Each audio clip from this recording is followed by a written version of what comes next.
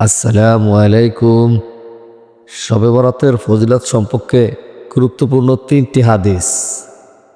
প্রথম হাদিস, হযরত মুয়াজ ইবনে জাবাল রাদিয়াল্লাহু তাআলা আনহু থেকে বর্ণিত, রাসূলুল্লাহ সাল্লাল্লাহু আলাইহি ওয়াসাল্লাম ইরশাদ করেন, আল্লাহ তাআলা অর্ধ শাবানের রাতে অর্থাৎ শবে বরাতে তার সৃষ্টির প্রতি মনোযোগী হন এবং মুশরিক ও বিদ্বেষ পোষণকারী ব্যক্তি ছাড়া সবাইকে ক্ষমা করে দেন।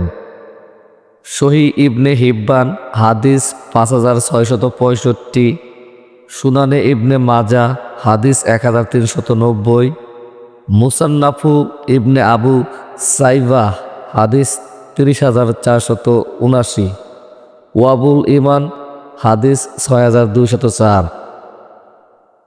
দ্বিতীয় হাদিস, হযরত আলী রাদিয়াল্লাহু তাআলা আনহু থেকে বর্ণিত, রাসূলুল্লাহ সাল্লাল্লাহু আলাইহি ওয়াসাল্লাম ইরশাদ করেন, অর্ধ শাবানের রাত অর্থাৎ 14 শাবান দিবাগত রাত যখন আসে তখন তোমরা এই রাতটি ইবাদত বন্দিগিতে কাটাও এবং দিনের বেলায় রোজা রাখো। নিশ্চয়ই আল্লাহ তাআলা এ রাতে সূর্যাস্তের পর প্রথম আসমানে আসেন এবং বলতে থাকেন, আছে কি কোনো ক্ষমা প্রার্থী?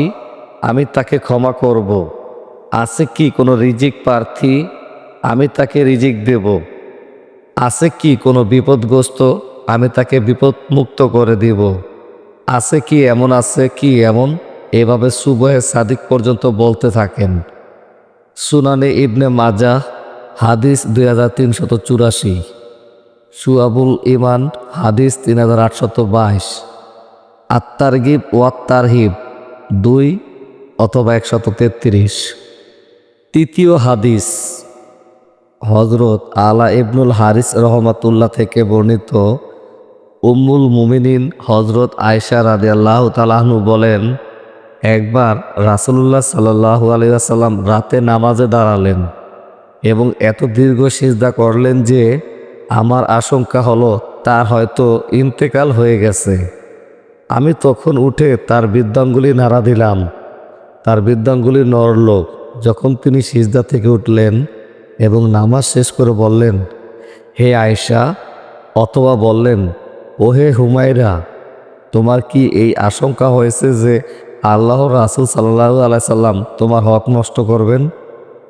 আমি উত্তরে বললাম, না ইয়া রাসূলুল্লাহ, আপনার দীর্ঘ সিজদা থেকে আমার আশঙ্কা হয়েছিল আপনি ইন্তেকাল করেছেন কিনা। নবীজি সাল্লাল্লাহু আলাইহি সাল্লাম জিজ্ঞাসা করলেন, তুমি কি জানো এটা কোন রাত? আমি বললাম, আল্লাহ ও তার রাসূলই ভালো জানেন।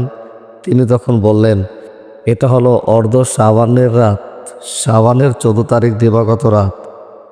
আল্লাহ তাআলা অর্ধ শাবানের রাতে তার বান্দাদের প্রতি মনোযোগ দেন, ক্ষমা প্রার্থনাকারীদের ক্ষমা করেন এবং অনুগ্রহ প্রার্থীদের প্রতি অনুগ্রহ করেন, আর বিদ্বেষ পোষণকারীদের ছেড়ে দেন তাদের অবস্থাতেই। শুআবুল ইমান বাইহাকি 3 এবং 382 ও 383।